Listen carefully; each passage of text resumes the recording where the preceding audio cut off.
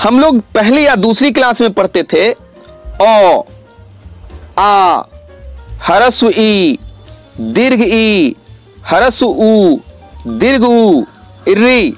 आप लोगों में से कितने बच्चे इसको हरस्व ई पढ़ते हैं, इसको दीर्घ ई पढ़ते हैं, इसको हरस्व ऊ पढ़ते हैं, इसको दीर्घ ऊ पढ़ते हैं?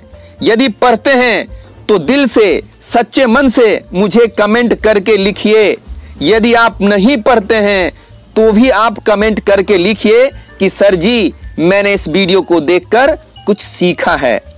तो आज से इसको आप हरस्व ई पढ़िए, इसको दीर्घ ई पढ़िए, इसको हरस्व ऊ पढ़िए और इसको दीर्घ ऊ पढ़िए। हरस्व का मतलब होता है छोटी, इसीलिए हरस्व ई को आप छोटी ई भी कह सकते हैं। दीर्घ का मतलब होता है बड़ी, इसलिए दीर्घ ई को आप बड़ी ई भी कह सकते हैं। हरस्व ऊ को आप छोटी ऊ भी कह सकते हैं, दीर्घ ऊ को आप बड़ी ऊ भी कह सकते हैं। यहां उच्चारण पर ध्यान दीजिए। हरस्व का मतलब होता है छोटी, इसलिए जब भी आप हरस्व ई का उच्चारण करते हैं तो थोड़ा कम समय लीजिए और जल्दी बोलिए ई। और जब दीर्घ ई बोलते हैं तो ज्यादा समय लीजिए क्योंकि यह बड़ी ई है, इसलिए बोलिए ई। और जब हरस्व ऊ बोलिए तो हरस्व का मतलब होता है छोटी, अर्थात आप कम समय लीजिए और बोलिए ऊ। और जब आप दीर्घ ऊ बोलते हैं इसका मतलब बड़ी ऊ बोल रहे हैं, इसलिए दीर्घ ऊ बोलते समय अधिक टाइम लीजिए, अधिक समय लीजिए और बोलिए ऊ। इस प्रकार देखिए हम लोग हरस्व ई को पढ़ेंगे ई, दीर्घ ई को पढ़ेंगे ई, हरस्व ऊ को पढ़ेंगे ऊ और दीर्घ ऊ को पढ़ेंगे ऊ। इसके बाद दूसरी पंक्ति को देखिए ए, ऐ, ओ, औ। तो बच्चों हम लोग पहली क्लास में जाकर और दूसरी क्लास में जाकर कुछ चीज देखा। आप लोगों में से बहुत ऐसे बच्चे हैं जो इसका सही उच्चारण जानते हैं और बहुत ऐसे बच्चे हैं जो इसका सही उच्चारण नहीं जानते हैं। इसीलिए आज से आप इन सबों का सही सही उच्चारण करना सीखें। अभी हम लोगों ने पहली पंक्ति में अ को पढ़ा और दूसरी पंक्ति में ए, ऐ को पढ़ा, लेकिन कहीं भी हम लोगों ने अंग और अह को नहीं देखा क्योंकि अंग और अह स्वर नहीं है, ये अयोगवाह होते हैं। चूंकि हम लोग स्वर संधि पढ़ रहे हैं और स्वरों से स्वरों का ही मेल कराएंगे, इसीलिए मैंने अंग अह को छोड़ दिया है। यानी कुल मिलाकर हम लोग देखते हैं 7 4 11 स्वर होते हैं और 11 स्वर को आपस में संयोग कराकर स्वर संधि का निर्माण हम लोग करेंगे। तो पहली पंक्ति में से देखिए री को मैंने छोड़ दिया है और पहली पंक्ति मैंने यहां लिखा है और इसमें भी समान स्वर का आपस में संयोग होगा। यहां औ का खुद औ से होगा या औ का आ से होगा, या आ का खुद आ से होगा या आ का औ से होगा। ऐसे ही हर्ष ई और दीर्घ ई में आपस में संयोग होगा, आपस में मेल होगा, आपस में संधि होगा। और इसी प्रकार हरस उ और दीर्घ उ में आपस में संधि होगी। ठीक है, यहां देखिए पहली पंक्ति हम लोगों ने पहली पंक्ति में से री को छोड़कर लिखा है। इसमें भी समान स्वरों को, जो एक जैसा स्वर है उसको हम आपस में क्या करेंगे, संधि कराएंगे। इसको हम लोग पहली संधि का नाम देंगे, जिस पहली संधि को हम लोगों ने कहा था दीर्घ। दूसरी पंक्ति में मैंने क्या लिखा है, दूसरी पंक्ति में मैंने लिखा है बस पहली पंक्ति को पूरा लिख दिया है। पहले पंक्ति में देखिए, इसमें मैंने पहली पंक्ति से री को हटा दिया है। अब यहां दूसरी पंक्ति में देखिए ओ वाला पंक्ति में से पूरा पहली पंक्ति मैंने लिख दिया है, किसी को भी नहीं छोड़ा है। लेकिन इसमें जो है केवल ओ या आ में जुड़ता है कौन, हरे रंग वाला अक्षर। अब फिर तीसरी पंक्ति में मैंने क्या लिखा है, जो मैंने ओ आ और ए आई में पढ़ा था उसमें फिर गौर से देखिए। पहली पंक्ति से मैंने ओ आ ले लिया है और पहली पंक्ति ओ आ में दूसरी पंक्ति जो ब्लू रंग से लिखी हुई है ए आई ओ ओ उसको लिखा है। यानी यहां हम ओ का संयोग दूसरी पंक्ति ए आई ओ ओ से करवाएंगे। इसको तीसरी संधि का नाम देंगे। सबसे पहले हम लोग इसी तीनों पंक्ति के बारे में विस्तार से पढ़ेंगे। पहली पंक्ति का संयोग हम कैसे करते हैं, दूसरे पंक्ति में जो अक्षर है उसकी संधि हम लोग कैसे करेंगे, तीसरे पंक्ति में जो अक्षर है उसकी संधि कैसे करेंगे। बारी बारी से पहले इन 3 संधि को देखते हैं, उसके बाद चौथे और 5वें संधि को देखेंगे। पहली संधि देखिए, पहली पंक्ति में से री को छोड़कर यहां सब के सब वर्ण हैं, सारे के सारे अक्षर हैं। इसमें भी हम लोग एक समान जो स्वर है उसकी संधि करेंगे, अर्थात औ आ की संधि हम आपस में करवाएंगे। ह्रस्व ई और दीर्घ ई की संधि आपस में करवाएंगे, ह्रस्व उ और दीर्घ उ की संधि आपस में करवाएंगे। कैसे, यह देखिए। औ में औ जोड़ेंगे या औ में आ जोड़ेंगे। अब आ में औ जोड़ेंगे या आ में आ जोड़ेंगे। यहां हम देखते हैं कि औ या आ को आपस में हम लोग 4 प्रकार से जोड़ते हैं, और चारों प्रकार से जोड़ेंगे तो दोनों स्वर मिलकर आ होगा। आ दीर्घ होता है। अब देखिए ह्रस्व ई और दीर्घ ई को आपस में कैसे जोड़ेंगे, कैसे मेल कराएंगे। ह्रस्व ई में ह्रस्व ई की संधि करते हैं, ह्रस्व ई में दीर्घ ई को जोड़ते हैं, दीर्घ ई में ह्रस्व ई की संधि करते हैं, दीर्घ ई में दीर्घ ई को जोड़ते हैं। तो यह भी 4 प्रकार से जोड़ सकते हैं।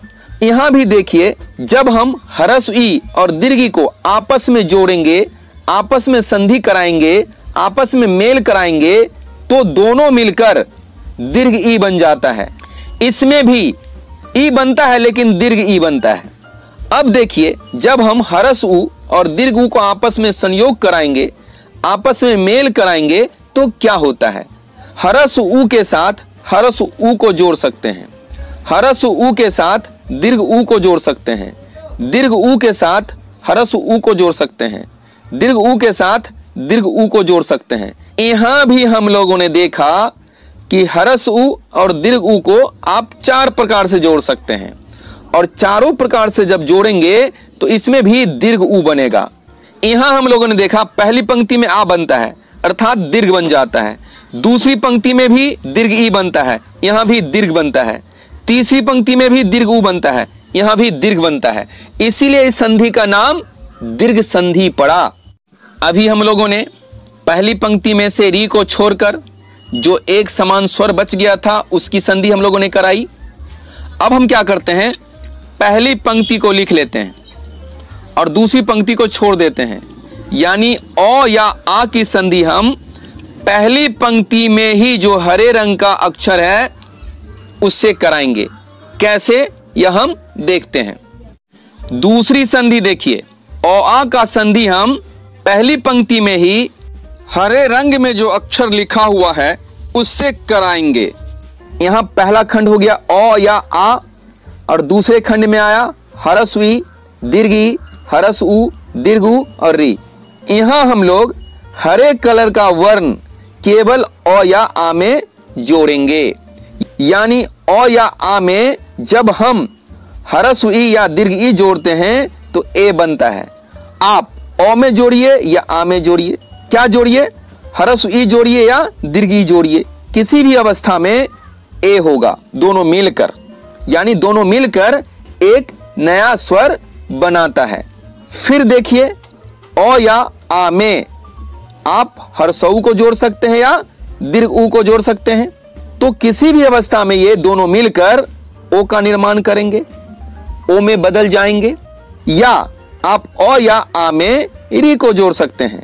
जब औ या आ में री को जोड़ेंगे तो औ, आ और री दोनों मिलकर अर हो जाता है।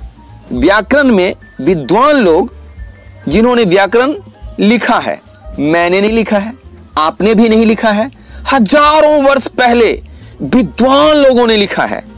उन्होंने ए, ओ और अर को गुण कहा। तो चूंकि यहां गुण बन जाता है संधि होने के बाद, आपस में स्वर जुड़ने के बाद, इसीलिए दूसरे प्रकार के संधि को गुण संधि कहा गया। अभी अभी हम लोगों ने दूसरे संधि के बारे में पढ़ा कि इसको गुण क्यों कहते हैं। चूंकि इसमें स्वरों के मेल से जो परिवर्तन होता है तो नए स्वर का निर्माण होता है। किसका, या तो ए बनता है या ओ बनता है या अर बनता है, या तो ए बनता है या ओ बनता है या अर बनता है। और इसको पहले के विद्वानों ने गुण कहा, इसीलिए हम लोग इसको गुण संधि कहते हैं। तो कैसे संयोग होता है इस चीज को हम लोग यहां देखें। पहली पंक्ति को ज्यों का त्यों मैंने लिख दिया। यहां पहली पंक्ति कौन, जब आप बचपन में पहली और दूसरी क्लास में जो पहली पंक्ति पढ़ते थे अ आ का, वही पंक्ति मैंने यहां लिख दिया। अब अ में हर्षई को भी जोड़ सकते हैं या अ में दीर्घई को जोड़ सकते हैं।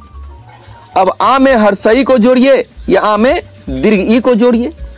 सब आपस में जब जुड़ते हैं, सब जब आपस में संयोग करते हैं, जब सब आपस में मेल करते हैं, तो मेल करके एक नया वर्ण बनता है, एक नया अक्षर बनता है। वह क्या बनता है, वह ए बनता है। अब हम अ में हरस ऊ का मेल कराते हैं या अ में दीर्घ ऊ का मेल कराते हैं या आ में हरस ऊ को जोड़ते हैं या आ में दीर्घ ऊ को जोड़ते हैं, तो सब आपस में मिलकर ओ बनाते हैं, ओ का निर्माण करते हैं। इस बात का आप ध्यान रखें, यहां ओ का निर्माण होता है। यहां भी देखिए 4 प्रकार से जोड़ते हैं। ऊपर वाली पंक्ति में भी हम लोगों ने देखा कि 4 प्रकार से जोड़ते हैं, नीचे वाले पंक्ति में भी हम लोग देख रहे हैं कि 4 प्रकार से जोड़ते हैं। ऊपर में जब जुड़ता है स्वर आपस में तो ए बनता है, दूसरी पंक्ति में जब जुड़ता है स्वर आपस में तो ओ बनता है। तीसरी पंक्ति में देखिए अ के साथ या तो री जोड़ेंगे या आ के साथ री जोड़ेंगे, तो यह मिलकर क्या बन जाता है, अर। और विद्वानों ने इस ए को, औ को और अर को गुण कहा, इसीलिए इस संधि का नाम गुण पड़ा। हम लोगों ने देखा कि अभी तक हम लोगों ने कितना खंड किया, री को छोड़कर पहला खंड यहां तक किया था। फिर क्या किया था, ओ आ को अलग खंड बनाया और फिर यहां तक एक अलग खंड किया। इसको जब आपस में जोड़ा तो इसको दूसरे संधि का नाम दिया। अब हम क्या करते हैं, ओ आ में ही दूसरी पंक्ति का ए आई ओ औ जोड़ते हैं, इसको हम लोग तीसरी संधि का नाम देंगे। ओ आ में ही दूसरी पंक्ति का ए आई ओ औ जोड़ते हैं, इसको हम लोग तीसरी संधि का नाम देंगे, जिसका नाम है वृद्धि। अब क्यों वृद्धि पड़ा इस संधि का नाम, यह भी हम अब देखते हैं। तीसरी संधि, यहां देखिए ओ आ के साथ दूसरी पंक्ति का ए आई ओ औ का संधि कराते हैं, तो क्या होता है देखिए, ओ या आ के साथ हम ए या ए जोड़ते हैं, तो हर स्थिति में यह जुड़कर ए बना देगा, ए का निर्माण करेगा। यानी नया स्वर जो दोनों को जोड़कर बनता है वह क्या बनता है, ए। ओ या आ में जब ओ और औ जुड़ता है तो नए स्वर का निर्माण होता है, उस स्वर का नाम है औ। और पुराने जमाने के विद्वानों ने आई औ को वृद्धि कहा। क्यों वृद्धि कहा, सो देखिए, ओ या आ दोनों में से कोई एक स्वर में जुड़ेगा, क्या जुड़ेगा, ए। हम लोगों ने अभी क्या देखा, ए कैसे बनता है, जब ओ या आ में हरस्व ई या दीर्घ ई जुड़ता है। यानी हरस्व ई और दीर्घ ई किस में जुड़ता है, ओ या आ में। यानी ए में 2 स्वर मिला हुआ है, ओ या आ, उसमें क्या, हरस्व ई या दीर्घ ई, तो 2 स्वर हो गया। और ये तीसरा स्वर हुआ। यानी तीसरी संधि में हम देखते हैं 2 स्वरों का मेल नहीं होता है, 3 स्वरों का मेल होता है। इसमें भी देखिए ओ या आ में से कोई एक होगा और इसमें से ओ होगा या औ होगा। और वो कैसे बनता है, ओ या आ में हर्षऊ जोड़िए या दीर्घऊ जोड़िए तो ओ बनता है। यानी ओ में 2 स्वर है, तो 2 स्वर और एक तीसरा स्वर, यानी 3 स्वरों का यहां योग होता है, इसीलिए इसको वृद्धि कहा गया। अब हम लोग देखें कि तीसरी संधि में स्वरों का योग कैसे होता है। यहां ओ या आ में ए आई या ओ औ जोड़ा जाता है, कैसे, इस बात को देखें। ओ में हम या तो ए जोड़ सकते हैं या ओ में ए जोड़ सकते हैं। अब आ में ए जोड़ सकते हैं या आ में ए जोड़ सकते हैं। आप दूसरा भी जोड़कर देखें, आपसे जुड़ेगा नहीं। यदि आप जोड़ सकते हैं तो मुझे कमेंट करके जरूर बताइएगा, सर ओ में हम कैसे जोड़ेंगे ए या ए को। तो यह जो किसी भी प्रकार से जुड़ेगा, यहां भी हम लोगों ने देखा ओ या आ में ए या ए 4 प्रकार से जुड़ता है। तो किसी भी प्रकार आप जोड़ेंगे तो नए स्वर अ का निर्माण होगा। अब हम औ में ओ को जोड़ेंगे या औ में औ को जोड़ेंगे, आ में ओ को जोड़ेंगे या आ में औ को जोड़ेंगे। यहां भी देखिए हम लोग 4 प्रकार से जोड़ते हैं। किसी भी प्रकार में औ में या आ में ओ या औ जोड़ें तो नए स्वर का जो निर्माण होता है वह स्वर है औ। यानी इस तीसरे प्रकार के संधि में या तो ऐ बनता है या औ बनता है। ऐ और औ को पुराने विद्वानों ने वृद्धि कहा, इसीलिए इस संधि का नाम उन्होंने वृद्धि रखा। अभी अभी हम लोगों ने देखा पहला खंड इसको किया था मैंने, इसमें री नहीं है। दूसरा खंड देखिए, औ में हरे कलर को लिखा मैंने, यानी पहली पंक्ति पूरा को लिख दिया। बस पहली पंक्ति में 2 भाग किया, औ और आ का अलग, उसके बाद हरस ई दीर्घी, हरस ऊ दीर्घू और री का अलग। इसका नाम पहली संधि रखा मैंने, इसको दूसरी संधि में लिया। उसके बाद क्या किया मैंने, पहली पंक्ति का औ लिया और दूसरी पंक्ति का ए ऐ ओ औ लिया। औ आ में जब हम ए ऐ ओ औ का संयोग कराते हैं, इसको हम लोगों ने तीसरे संधि का नाम दिया। अरे हम लोगों ने नहीं दिया, पुराने जमाने के विद्वानों ने दिया भाई। अब हम क्या करेंगे, फिर पहली पंक्ति को पूरा लिखते हैं और दूसरी पंक्ति को पूरा लिखते हैं। इसका पहला भाग तो हम लोगों ने देख दिया, पहला संधि में आपस में जोड़े। उसके बाद दूसरी संधि में हम लोगों ने देखा औ आ के साथ ये हरे कलर वाला जोड़े, इसको दूसरे संधि का नाम दिया। उसके बाद तीसरे संधि में मैंने देखा औ आ के साथ यह ब्लू वाला अक्षर जोड़ा दूसरे पंक्ति का। अब आप औ आ में कोई भी भाग नहीं जोड़ सकते हैं। अब आप सोचिए क्या कीजिएगा।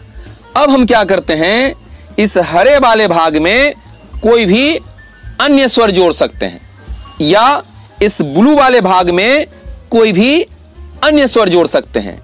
जब हम हरे वाले भाग में कोई अन्य स्वर जोड़ेंगे तो इसको हम लोग चौथे संधि का नाम देंगे, और जब इस ब्लू वाले भाग में कोई अन्य स्वर जोड़ेंगे, अन्य स्वर कौन, इसी में से कोई, उसको हम लोग 5वें संधि का नाम देंगे।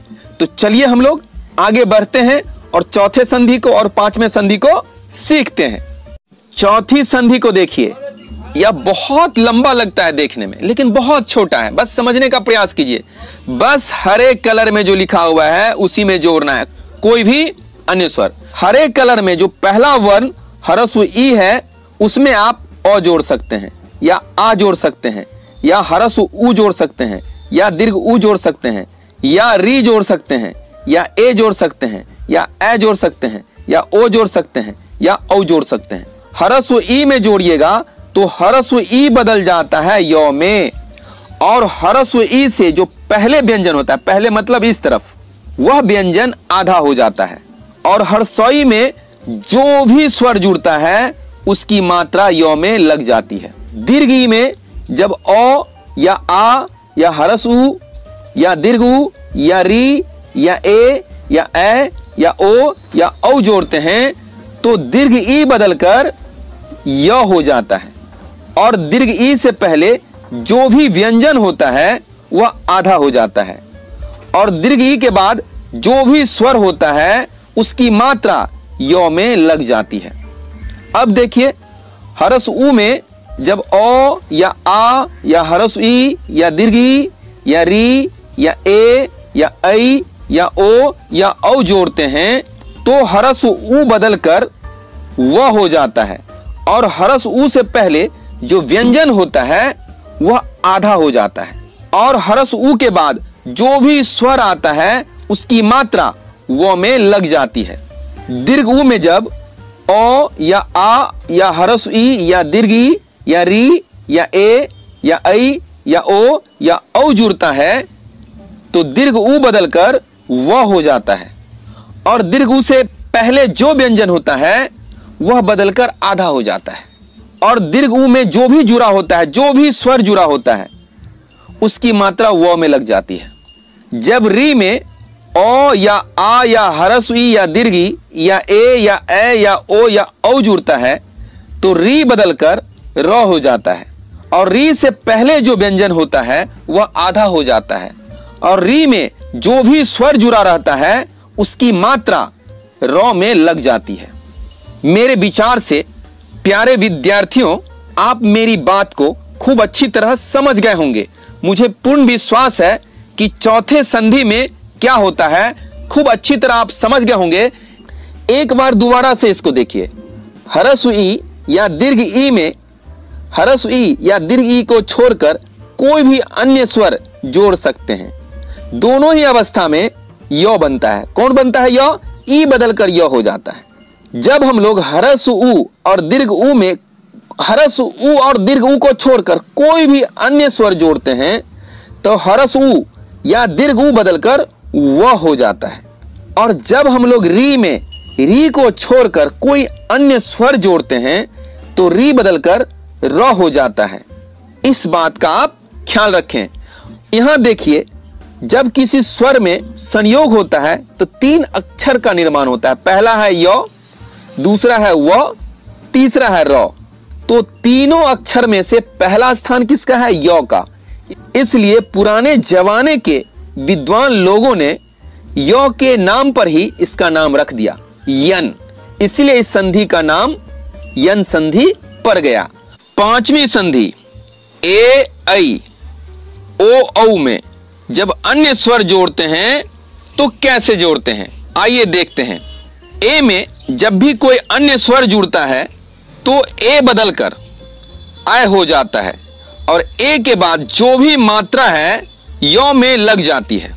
जब ऐ के बाद कोई अन्य स्वर जुड़ता है तो ऐ बदलकर आई हो जाता है। जब ऐ में कोई अन्य स्वर जुड़ता है, कोई भी अन्य स्वर, तो ऐ बदलकर आई हो जाता है। और ऐ के बाद जो भी स्वर होता है उसकी मात्रा य में लग जाती है। ओ में जब अन्य स्वर जुड़ता है तो ओ बदलकर औ होता है और ओ के बाद जो भी स्वर होता है उसकी मात्रा वो में लग जाती है।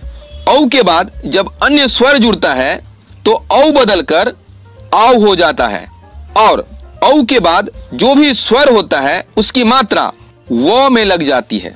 यहां हम लोगों ने देखा केवल ए ऐ ओ औ बदलता है, 4 नया अक्षर बनता है। ए बदलता है ऐ में, ऐ बदलता है आई में, ओ बदलता है औ में, औ बदलता है आव में।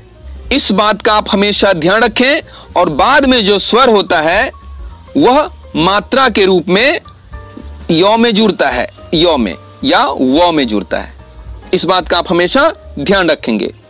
और 5वीं संधि में ए या ऐ या ओ या औ के पहले जो व्यंजन होता है वह आधा नहीं होता है, लेकिन चौथी संधि में हर्षई दीर्घई या हर्षऊ दीर्घऊ के पहले जो व्यंजन था वह आधा हो जाता था। इस बात का भी आप ध्यान रखेंगे।